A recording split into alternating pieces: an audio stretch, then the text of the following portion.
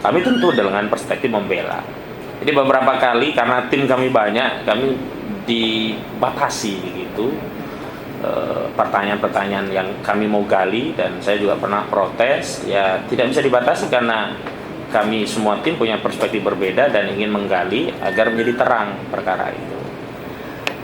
Nah, memang dalam perjalanannya ada semacam, ya menurut saya hakim emosi, tidak bisa menjaga. Contohnya emosi. Ya, padahal kan seorang hakim tidak boleh, ya tetap saja dia harus bijak karena dia bukan. Kalau jaksa emosi masih bisa lah, atau kami lawyer karena biasa emosi. Tapi bagi seorang hakim dia harus bijak, dia tengah karena dia yang mengadili dan memutus perkara.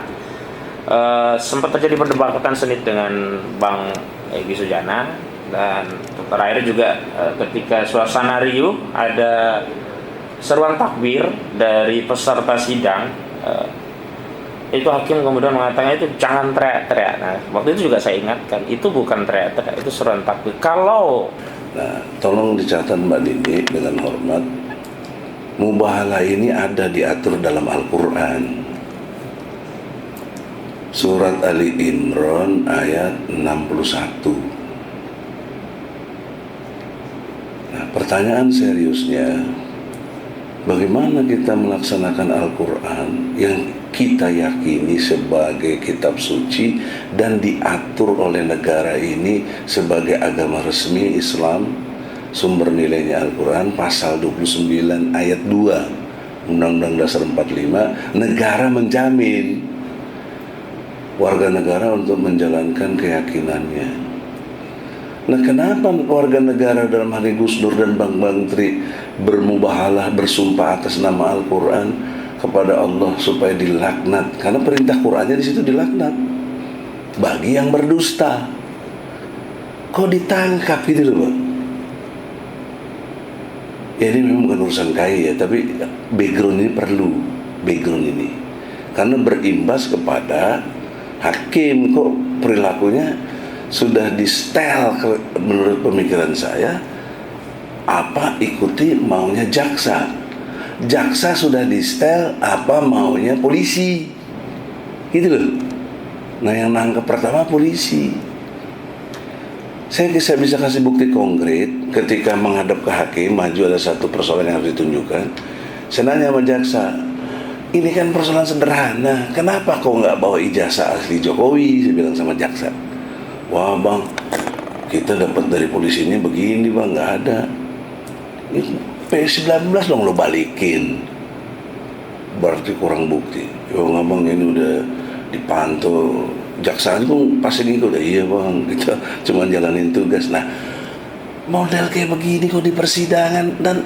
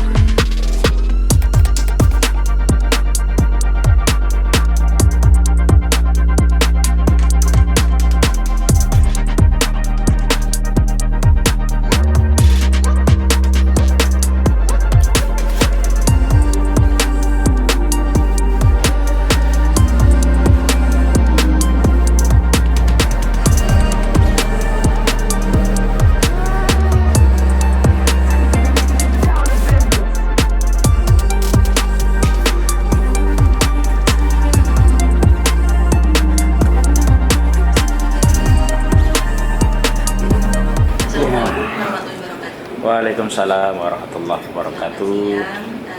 Yang kami hormati Bapak Egy Sujana beserta tim yang hari ini datang kembali Iya, langganan kita bang ya. Berkoordinasi terus ya Pak. Mungkin saya langsung perkenalkan diri dulu. Saya Nini Karyani selaku Kepala Bagian Pemantauan Persidangan di Biro Pengawasan Perilaku Hakim, di bawahnya Pak Mulyadi. Izin beliau memang hari ini sedang ada acara Pak di luar kantor, jadi mungkin saya beserta dengan Mas Junaidi selaku jabatan fungsional penata kehakiman yang hari ini menerima Bapak. Waktu dan tempat kami persilakan, mungkin Bapak bisa sampaikan lebih detail terkait tadi yang sudah disampaikan di dalam lembar layanan masyarakat yang sudah Bapak tulis. Silakan Pak. Terima kasih Ibu, Bapak. Assalamualaikum warahmatullahi wabarakatuh. Salam. Sebagaimana tadi non formal sudah kami sampaikan, lepas kami sudah beberapa kali kemari, tapi pada akhirnya ya kami tetap akan kemari karena fungsi-fungsi pengawasan hakim itu memang tetap di KAI, bukan di lembaga yang lainnya. Disyukur kehadiran Allah Subhanahu wa taala dan salawat salam semoga terlimpah kepada baginda Nabi Muhammad sallallahu alaihi wasallam, pada keluarga, para sahabat, tabi'in, tabi'in serta seluruh kaum muslimin yang mudah-mudahan istiqomah menjalani jalan Islam dan selamat dunia di akhirat. Amin ya rabbal alamin. Begini Ibu Bapak, kami adalah tim kuasa hukum dari dua terdakwa sekaligus, Bambang Trimulyono dan juga Gus Dur. Dua perkara, ada 318 dan 319, semua pitsus di Pengadilan Negeri Surakarta. Kasusnya memang ada beberapa, ada yang berkaitan dengan dakwaan menyebarkan kabar bohong yang menerbitkan keonaran, sebagaimana diatur di pasal 14 ayat 12, juga pasal 15 Undang-Undang Nomor 1 Tahun 1946. Yang kedua, klien kami didakwa melanggar pasal tentang menyebarkan kebencian dan perusahaan berdasarkan suku, agama, ras, dan antar golongan. Ini ITE, Undang-Undang Nomor 19 Tahun 2016, yang merupakan perubahan Undang-Undang Nomor 11 Tahun 2008, pasalnya 28 ayat 2 junto 45 ayat 2. Yang ketiga, memang ternyata klien kami juga dikenakan delik penistaan agama, yakni pasal 156A KUHP. Kronologis ringkasnya adalah klien kami ini kan Bambang Trimulyono itu mengadakan podcast, dan juga klien kami juga, dua-duanya kami yang tangani, dua terdakwa di perkara yang di-split ini. Di 26 September 2022 saat itu Gus Dur ini ingin memverifikasi kebenaran informasi ijazah palsu Presiden kita Bapak Joko Widodo, karena sebelumnya memang beredar buku Jokowi Undercover yang ditulis oleh Bambang Trimulyono. Lalu mencari informasi tentang Bambang dan dapatlah Bambang. Nah, kemudian dalam diskusi podcast itulah Gus Dur juga meminta agar Bambang Trimulyono melakukan mubahalah untuk memberikan keyakinan apakah yang dibicarakan atau ditulis oleh Bambang Tri itu mampu dia bertanggungjawabkan. Dan terjadilah mubahalah. Bambang Tri ya sanggup bertanggung jawab bahwa apa yang dia tulis dan dia katakan itu benar, dan kalau keliru dia siap untuk mendapatkan laknat dari Allah SWT. Nah, selanjutnya memang Bambang Trimulyono untuk memastikan bahwa apa yang dia yakini itu bukan hanya dia tulis tapi ingin dia buktikan di pengadilan, Bambang Trimulyono lewat kami juga menggugat ke Pengadilan Negeri Jakarta Pusat. Perkaranya adalah PMH, perbuatan melawan hukum, karena tindakan menyerahkan syarat kelengkapan bagi seorang calon presiden di Pilpres 2019 yang lalu ya tidak sah, dan itu masuk kategori perbuatan melawan hukum. Sempat terdaftar tanggal 3 Oktober 2022, sempat sidang sekali, tapi waktu itu Bapak Presiden belum bisa hadir. Tunjuk kuasa dari Jaksa Agung juga belum memberikan surat kuasa. Ini ditunda, tapi dalam proses penundaan itulah ternyata klien kami itu sudah ditangkap duluan. Di tanggal 14 klien kami ditangkap dan ditahan. Berikutnya juga Gus Dur ditangkap dan ditahan dua-duanya sejak tanggal 14 Oktober 2022 hingga saat ini. Nah, saat itu memang kita sudah komplain ke Direktorat Tindak Pidana Cyber Baris Krim Mabes Polri, karena memang ada Perma Nomor 1 Tahun 1956 yang mengatur kalau ada perkara perdata dan pidana beririsan, maka pidananya ditangguhkan sampai hak keperdataan itu menjadi jelas. Tapi saat itu memang penyidik yang ngeyel, ngotot bahwa ini perkara tidak ada kaitannya, ini adalah hanya mubahalahnya yang dipersoalkan. Tapi begitu di gugatan, di proses pidana di Pengadilan Negeri Solo, ternyata ya soalnya tetap terkait ijazah palsu gitu. Nah, sekarang yang mau kita report atau laporkan, ada dua hal atensi kita. Yang pertama memang pengaduan terhadap hakim, yang kedua permohonan pemantauan. Awalnya sih kami kira hakim masih dalam batas toleransi yang kami anggap bisa memimpin persidangan secara fair lah, imparsial, non imparsial, dan juga bisa mengakomodir keinginan para pihak, khususnya dari kami tim kuasa hukum. Dalam perspektif menggali ya, keterangan saksi tentu beda-beda kan. Kalau hakim mungkin bisa di tengah, jaksa untuk menguatkan unsur-unsur pidananya karena dia yang mendakwa dan akan menuntut. Kami tentu dengan perspektif membela. Jadi beberapa kali karena tim kami banyak, kami dibatasi begitu. pertanyaan-pertanyaan yang kami mau gali, dan saya juga pernah protes, ya tidak bisa dibatasi karena kami semua tim punya perspektif berbeda dan ingin menggali agar menjadi terang perkara itu. Nah, memang dalam perjalanannya ada semacam, ya menurut saya hakim emosi, tidak bisa menjaga. Contohnya emosi. Ya, padahal kan seorang hakim tidak boleh, ya tetap saja dia harus bijak karena dia bukan. Kalau jaksa emosi masih bisa lah, atau kami lawyer karena biasa emosi. Tapi bagi seorang hakim dia harus bijak, dia tengah karena dia yang mengadili dan memutus perkara. Sempat terjadi perdebatan sengit dengan Bang Egy Sujana, dan terakhir juga ketika suasana riuh ada seruan takbir dari peserta sidang, itu hakim kemudian mengatakan itu jangan teriak-teriak. Nah, waktu itu juga saya ingatkan, itu bukan teriak-teriak, itu seruan takbir. Kalau ingin mengingatkan pun tentu dengan bahasa yang santun begitu. Nah, kami khawatir kalau mayoritas umat Islam marah karena yang dianggap dipersoalkan takbirnya kan bahaya buat hakim ini gitu. Dan yang paling krusial itu adalah kemarin di titik di mana ini kan split, terdakwa Bambang Tri, terdakwa Gus Nur, dua perkara, 318 dan 319. Nah, ada penyidikan, memang terdakwa ini jadikan saksi untuk kasus yang satunya. Yang satu juga iya. Karena kita tidak punya wewenang di penyidikan, ya itu kewenangan polisi. Tapi begitu di persidangan, kami katakan kami keberatan sesuai dengan ketentuan pasal 318 KUHP ya Bang ya. Itu semestinya dikembalikan kepada terdakwa apakah dia bisa atau menerima menjadi saksi. Kan dia punya hak untuk mundur. Karena kan keterangan terdakwa ini digunakan untuk memberatkan terdakwa lainnya. Padahal mereka punya saksi sekitar 20-an lebih, ada 4 saksi yang belum dihadirkan.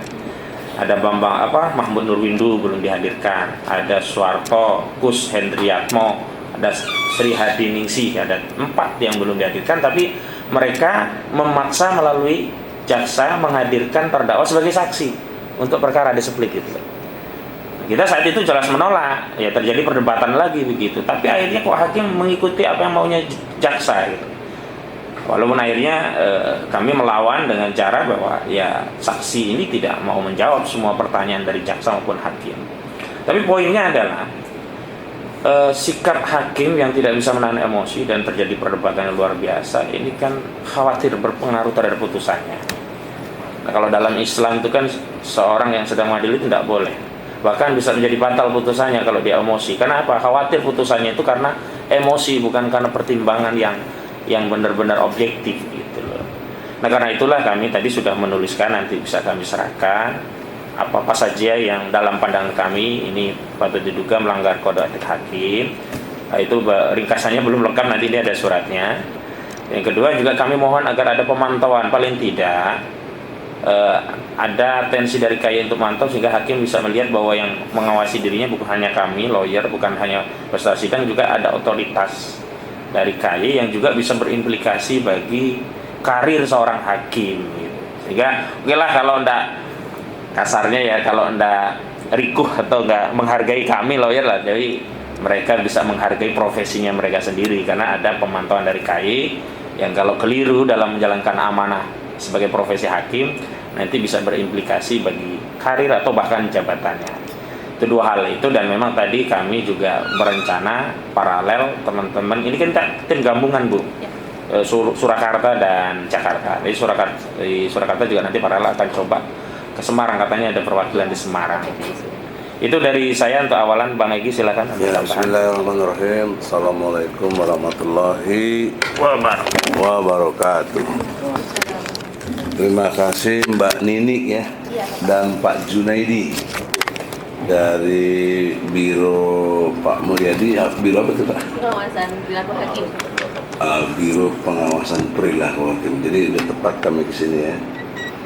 Jadi gini Mbak Nini yang dimuliakan Allah, Pak Jun juga, kita tidak merasa lebih baik atau arogan dan lain sebagainya. Maka itulah kami kesini sebagai fungsi kerja pengawasan hakim. Kategori yang utama perlu disadari dan dimengerti. Tahun lalu, tahun 2021 ya, Kita juga lawyer dari Gus Nur yang pertama ini. Kita protes ke hakim, diignore. Bahkan kita berbagai eksepsi, bener apapun eksepsi kita akhirnya ditolak juga lah. Nah, sampai akhirnya kita hopeless, ya udahlah walkout aja.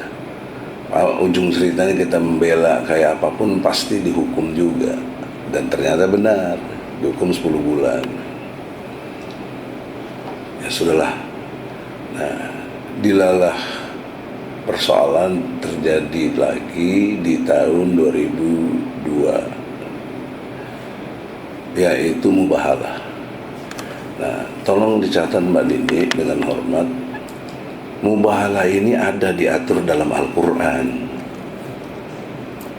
Surat Ali Imran ayat 61. Nah, pertanyaan seriusnya, bagaimana kita melaksanakan Al-Quran yang kita yakini sebagai kitab suci dan diatur oleh negara ini sebagai agama resmi Islam, sumber nilainya Al-Quran, pasal 29 ayat 2 Undang-Undang Dasar 45, negara menjamin warga negara untuk menjalankan keyakinannya. Nah, kenapa warga negara dalam hal ini Gus Dur dan Bang Tri bermubahalah, bersumpah atas nama Al-Quran kepada Allah supaya dilaknat? Karena perintah Qurannya di situ dilaknat bagi yang berdusta. Kok ditangkap gitu loh, Pak? Ya, ini memang bukan urusan kaya ya, tapi background ini perlu, background ini karena berimbas kepada hakim. Kok perilakunya sudah di setel menurut pemikiran saya, apa ikuti maunya jaksa. Jaksa sudah di setel apa maunya polisi, gitu loh. Nah, yang nangkep pertama polisi. Saya bisa kasih bukti konkret ketika menghadap ke hakim, maju ada satu persoalan yang harus ditunjukkan. Saya nanya sama jaksa, ini kan persoalan sederhana, kenapa kau nggak bawa ijazah asli Jokowi? Saya bilang sama jaksa. Wah bang, kita dapat dari polisi ini begini bang, nggak ada. P19 dong lo balikin, berarti kurang bukti. Yo ngomong ini udah dipantau, jaksa pun pasti gitu udah, iya bang kita cuma jalanin tugas. Nah, model kayak begini kok di persidangan, dan kan logika berikutnya hakim juga sudah diseteling dong, sudah dikondisikan, yang ujungnya harus kalah kita ya. Padahal apa yang kita sampaikan seperti Adinda Haji katakan, dan ada tertulis ya, tertulisnya belum lihat ya. Belum. Iya. Nanti. Oke. Jadi poin penting perhatian KY, Pak Jun, Pak Madini, tolong dengan hormat, bisa nggak hakim ini di warning oleh KY? Nanti kita kasih bukti-bukti video, banyak sekali videonya. Bisa lihat di YouTube juga, lihat. Udah lihat ya di YouTube kali. Lihatlah, masa nggak lihat? Kuper banget nggak lihat dari zaman YouTube gitu. Bahwa keinginan kita sidang ini berjalan dengan jujur, benar, adil. Dan hakim sudah sangat dirasakan oleh kami advokat melanggar kode etik. Satu hal lagi misalnya, hakim sangat pro kepada jaksa, pro kepada para saksi yang kita periksa. Bagaimana bentuk pro-nya? Ya, apa yang keinginan jaksa harus disampaikan. Misalnya, jaksa berharap. Masa jaksa berharap? Dibolehkan sama hakim. Ketika saya nggak boleh. Itu aja udah menurut saya kurang ajar gitu. Kok berharap dibolehkan? Jaksa menanya begini, saya berharap kepada saksi apa dari kasus ini. Kan udah nggak benar. Ini kan yang ditanya saksi fakta. Apanya itu yang dia lihat, dia dengar, dia ketahui, dialami. Itu yang menurut KUHP. Kenapa jadi harapan jaksa? Contoh, Yang kedua, hakim berpihak kepada para saksi sebelum sidang nih, bukan sebelumnya, pas sidang mulai, hakim nanya terus sampai relatif setengah hampir 1 jam hakim nanya sih tentang seluk-beluk saksi begini.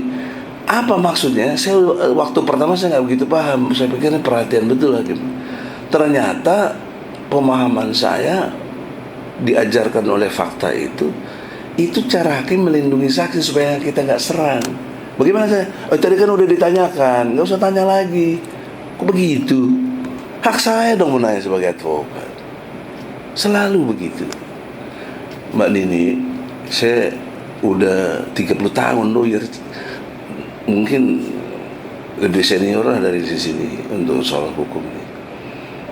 Saya tidak cengeng begini, tapi inilah tempat seperti Adina Rahmat Hosinuddin sama, tempatnya di sini. Kalau ada tempat lain yang lebih efektif saya ke situ. Kalau nggak ada saya lawan. Saya pernah banyak lawan. Tanya Pak Mulyadi waktu yang kebohongan Jokowi 2021. Apa hakim jawab? Pengadilan tidak berwenang. Kok tidak berwenang?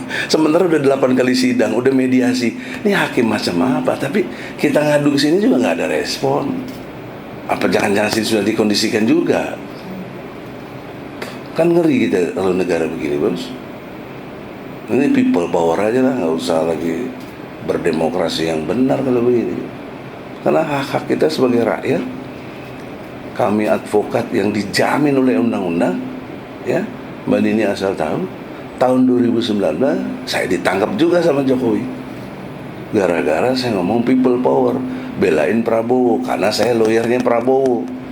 Ditangkap Bu Nini. Coba. Undang-undang advokat nggak diperhatiin tuh, Undang-Undang nomor 18 tahun 2003. Jadi perhatiannya fokus. Mbak Nini yang terhormat, Pak Jun, bisa nggak panggil hakim ini atau diperiksa atau di warning pakai surat atas dasar laporan kita, karena Selasa ini mau sidang. Saya nggak mau tolong lagi. Nah, kalau ini nggak diperhatikan, saya punya hak ajukan ke ketua PN ganti hakim. Ada hak saya, ya, diatur bisa. Tapi kan nggak bagus jadinya hubungannya. Dia juga menjadi teraliniasi, kasihan karirnya hakim. Saya nggak mau itu terjadi. Akan tetapi sudi kiranya lah mekanisme dari KY sidang besok kami akan rasakan bedanya gitu. Saya kira itu Mbak Nuni. Assalamualaikum. Izin nanti saya sampaikan pengantar nanti pendalaman dari Mas Junaidi. Jadi sebagaimana yang diketahui memang di Komisi Yudisial kita memang punya tugas-tugas fungsi pencegahan dalam arti ya, melakukan pemantauan persidangan terhadap kasus-kasus yang utamanya menarik perhatian publik. Terhadap 2 perkara yang disampaikan oleh Bapak, perkara 318 dan 319. Jauh sebelum Bapak melapor pun itu sudah menjadi perhatian Komisi Yudisial, Bapak. Jadi kita sudah memang sudah menyampaikan ke pimpinan bahwa untuk 2 perkara ini akan dilakukan pemantauan. Jadi memang sebelum Bapak pun melapor, karena ini sudah ramai di media massa dan sudah diberitakan juga baik di media lokal maupun media nasional. Jadi Komisi Yudisial memang sudah berinisiatif untuk menjadikan 2 perkara ini adalah prioritas dari Komisi Yudisial untuk dilakukan pemantauan. Itu mungkin pengantar dari saya. Untuk pendalamannya nanti Mas Juna selaku tim teknis akan menjelaskan. Baik, Pak Edi Sujana dan Pak Hadi, yang menyambung dari Bu Nini tadi, yang 2 perkara ini memang sudah kami tidak lanjuti karena di Komisi Yudisial ini kan ada 2 penanganan yang bisa ditindaklanjuti, pertama permohonan pemantauan dari masyarakat atau inisiatif dari Komisi Yudisial. Nah, yang 2 perkara ini 318 dan 319 ini termasuk inisiatif dari Komisi Yudisial. Teknisnya memang kami sudah mengeluarkan sprint atau surat perintah untuk tim pemantau untuk turun ke lapangan. Berarti sudah ada yang turun belum? Sebelum ini? Ya, sebelum ini belum. Cuman pas nanti kan tanggal Selasa ya Pak. Selasa, sidang Tapi Selasa. udah mau habis Pak sidang, Iya. udah 16 orang. Sidang itu kan ada dua perkara yang disidangkan. Yang pertama itu kan nanti ada agenda pemeriksaan ahli yang perkara 318. Kemudian yang 319 itu kan masih pembuktian dari JPU. Jadi secara Tapi dia digabung Pak, iya, nggak dipisah. tidak dipisah, majelisnya sama Pak ya. Sama. Iya.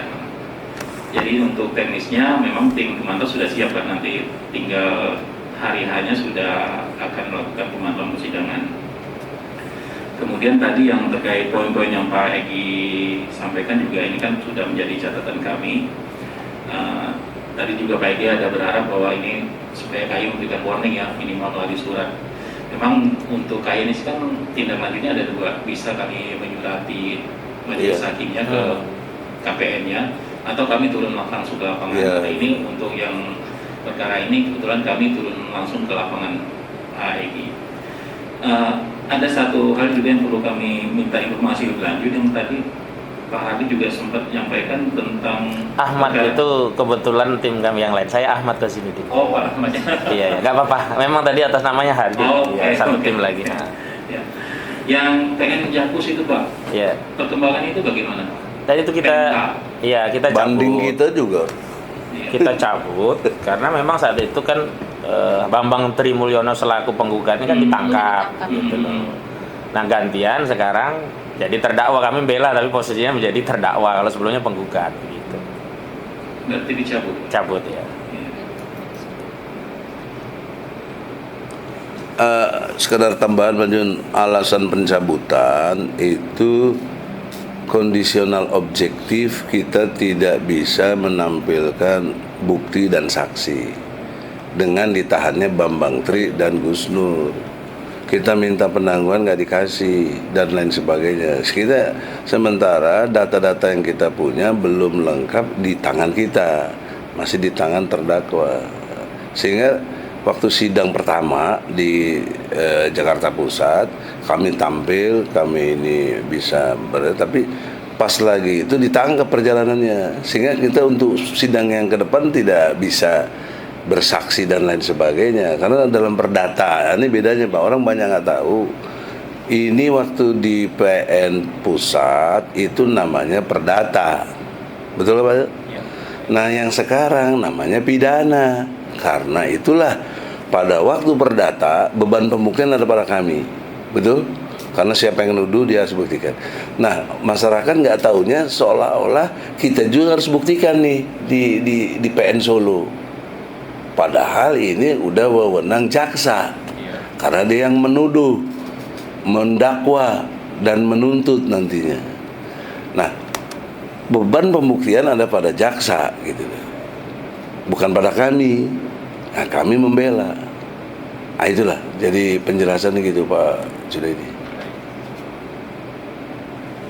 Baik Pak Egi, berarti yang PN Jakpus sudah clear ya informasinya. Udah close. Iya. Kemudian tadi karena berkas atau perkara ini kami tindak lanjuti dengan pemantauan, kemudian juga selain turun ke lapangan, kami pasti mengumpulkan bahan informasi, entah itu keterangan dari pihak-pihak ataupun seperti tadi yang video-video di YouTube itu juga merupakan bagian dari data-data yang kami kumpulkan Pak Egi. Perlu ya? Iya. Jadi selain kami kumpulkan di media online gitu kan, juga misalkan atau dari Pak Egi bisa. Tapi dari yang maaf Pak, dari yang online lain udah terima, udah pernah didapat gitu. Dari selama online. ini sih memang dari sisi umum aja Pak, jadi hanya melihat-lihat aja gitu. Tapi itu bahan-bahan itu dikumpulkan juga oleh tim kami Pak. Jika Pak Egi atau tim ada tambahan bisa disampaikan ke kami gitu. Kalau gitu berkenan saya nomor Pak Jun atau Pak Ibu Nini bisa nggak nomornya? Saya kan kirim lewat WA. Baik. Boleh? Nggak apa-apa lah. Ini Iya, kan nggak apa-apa. komunikasi. Iya. Nanti kami Pak sampaikan. Hardi catat tuh deh. Nanti dikompilasi aja nanti. Kan nanti yang- ini YouTuber saya Bu. Nanti dikompilasi yang Saya juga catat Pak. Bu Nini dulu berapa Bu?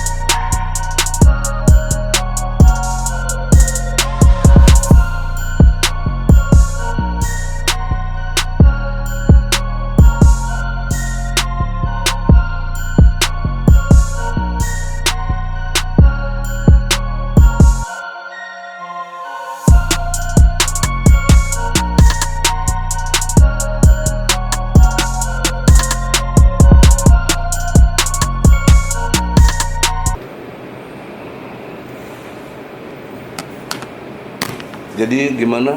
Kita sudahi atau bagaimana? Dari beliau belum tuntas, biarkan dulu.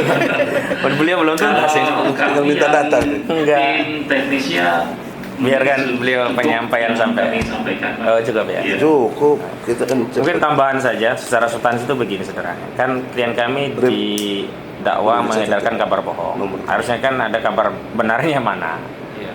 Kabar benar itu adalah ijazah asli. Karena kabar bohongnya ijazah palsu. Nah, sampai hari ini sebenarnya ijazah asli itu kami harapkan bisa dihadirkan di persidangan, dipinjam kayak sehari gitu. Kalau sudah ada kami juga nggak ada masalah, Bu. Kita juga punya kepentingan agar masyarakat itu yakin bahwa presiden itu punya ijazah asli. Tapi kalau begini ya masyarakat menjadi ragu apakah punya ijazah atau tidak, bahkan bisa jadi masyarakat meyakini ini ijazahnya malah palsu gitu loh. Karena nangkapin rakyat yang mengkritik ya, dan ketika sampai ke pengadilan tidak ditunjukkan bukti asli. Terima kasih Bu Nini dan Pak Jun. Ada satu lagi, Ya, apa?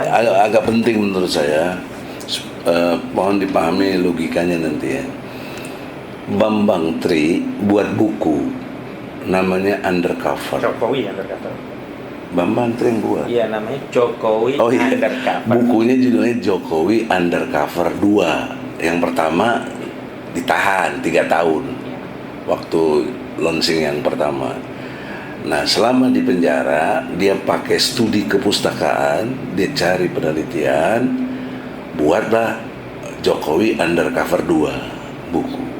Nah, inilah yang dipersoalkan. Karena di buku Undercover 2 inilah prosesnya lewat penelitian. Nah, jadi waktu saya menjelaskan begini, hakim potong. Saya tersinggung. Ini kayak kuliah katanya. Kok kuliah? Kita kan belajar ilmu hukum untuk menanya sesuatu kan harus menjelaskan dulu background saya bertanya apa. Yang ingin saya tanyakan begini, coba Bu Nini pikir baik-baik ya. Saksi kepala sekolah SMA 6 ya, tempat sekolah Jokowi. Saya nanya, pernah lihat ijazah asli? Tidak. Tapi kenapa kamu melegalisir? Kalau legalisir kan lihat dong. Oh, itu petugas saja. Petugas apa? Kepala sekolah siapa? Kau kepala sekolah, dia bilang. Bagaimana kau meyakini Jokowi ijazahnya asli tapi kau tidak pernah lihat? Bagaimana? Jelaskan. Nah, ketika itulah hakim intervensi lagi. Itu udah ditanyakan tadi, nggak perlu itu. Ini bukan kuliah ini. Ini bukan kuliah memang. Ini saya bertanya pengantarnya, harus ada pengantar. Mengapa saya bertanya begini? Anda tahu nggak bedanya meyakini dengan memastikan? Nah, itu kan perlu ilmu itu. Kalau meyakini nggak perlu proses, kayak iman kita aja. Ini Islam untuk Kristen, ya sudah nggak usah dipersoalin, orang kita udah yakin, jelas. Tapi kalau memastikan ada proses, namanya mau dipastikan. Nah, prosesnya itu sudah ditempuh sama Bang Tri, namanya penelitian, gitu. Sehingga saya terangkan, ini hakim tidak ini hakim tolong ini saksi tidak berkualitas. Bagaimana meyakini sesuatu yang nggak pernah dia lihat? Padahal dia kepala sekolah dan pernah ngaku legalisir. Wah, itu nggak penting. Itu ini wah begitu kayak begitu. Itu yang maksud saya, kode etiknya tuh begitu. Udah dimensi emosinya masuk. Nggak boleh, apalagi kita pakai ajaran Islam. Dan dia nanti mutus tuh dengan nama Allah loh, ketuhanan yang Maha Esa, demi keadilan. Tapi nggak adil. Gimana? Makanya ingetin para hakim tuh, kata Nabi, dari 3 orang hakim 2 masuk neraka. Tapi kalau putusannya nggak benar, 3-3-nya masuk neraka. Ya, ini kan pakai jilbab tuh bagus. Ya. Ingatkan baik-baik itu hakim. Ya, itu aja. Makasih. Ya, cukup dari kami. Terima kasih, Pak. Baik, alhamdulillah hari ini singkat padat dan ternyata emang sejalan ya Pak, maksudnya dari Bapak melaporkan tapi juga dari Komisi Yudisial juga Udah ada sudah inisiatif ya? menjadi ya sudah atensi. Jadi tim kami nanti akan turun pantau sidang pada hari Selasa. Kami juga udah lihat SIPP-nya itu sidangnya digabung sepertinya. Ternyata majelis hakim juga sama. Sama. Ya, jadi nanti apapun informasi tambahan hari ini akan menjadi bahan analisa kita. Kita juga akan cek juga di YouTube yang tadi Bapak sudah sampaikan. sampaikan sebagai bahan pendalaman kami selama proses persidangan ini belum putus, itu akan kita dalami semua untuk laporan hasil pemantauan. Mungkin itu saya ada sedikit terlupa supaya nggak ada lompatan logika. Hakim menerima perkara kan dibawa oleh jaksa. Nah, pertanyaan saya, adakah korelasi KY dengan pihak komisi kejaksaan yang memeriksa jaksa? Karena ini nggak bisa lepas. Hakim terkondisi apa yang jaksa bawa, dan terkesan sudah sangat membela jaksa, terus berpihak lah. Nah, maksud saya, tolonglah ada koordinasi dengan kejaksaan. Kenapa jaksanya begitu? Apa benar nih utusan dari Jaksa Agung? Karena kalau jaksanya ngaku ke saya begitu, saya cuma jalanin tugas saya, Bang. Nah, gitu. Ya, dan ingat lagi satu, kerusuhan bisa terjadi. Ini sensitif, ya. Apalagi ada saksi, ya ingat Bu. Ada saksi. Namanya Tunggu, waktu bersaksinya sebagai orang umat Islam, Kristen. tapi waktu disumpah kemarin sebagai Kristen Protestan. Kan udah penipuan ini, udah identitas palsu. Kan bahaya, Bu. Apalagi teman-teman di Solo kan santrinya kuat juga, Bu. Saya kira demikian. baik. Ada lagi yang mau ditambahkan? Cukup, Pak? nanti paling kami menyerahkan Oh, dokumennya. siap. Baik, berarti kami cukupkan untuk pertemuan kita hari ini. Mudah-mudahan nanti kita masih bisa berkoordinasi lagi Pak selama masa persidangan. Mungkin ada tambahan informasi yang juga akan Komisi Yudisial butuhkan. Baik, dengan ini saya tutup untuk pertemuan audiensi hari ini dengan mengucapkan alhamdulillah. Alhamdulillah.